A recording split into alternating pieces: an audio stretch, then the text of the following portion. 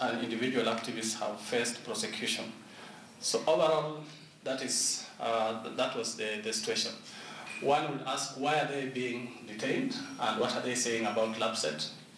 Is it something criminal that could be associated with Al-Shabaab? From what we found, we don't think so. The activists are basically talking about the environmental effects, potential environmental effects of LAPSET, like the destruction of mangrove forests, the destruction of fish breeding grounds, the pollution that could possibly arise out of the establishment of coal-fired power plant, and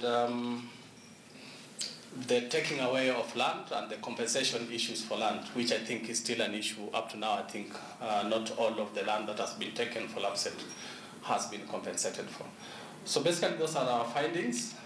If there are any questions, I'm prepared to answer. I will invite my colleague Kamau Ngugi to take you through some of the recommendations we have made on the basis of these findings. Thank you.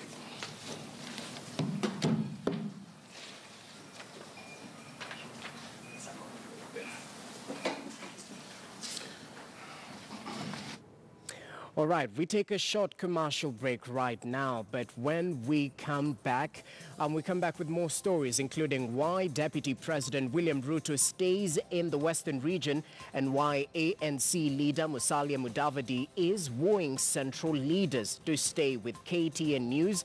As we take this short break, we'll be back with more information for you. As you can see, Jeff Kiru is getting ready just to keep us up to date with the developments happening in the political world that highlights on these two leaders. Do stay with us. My name is Jesse Rogers. Don't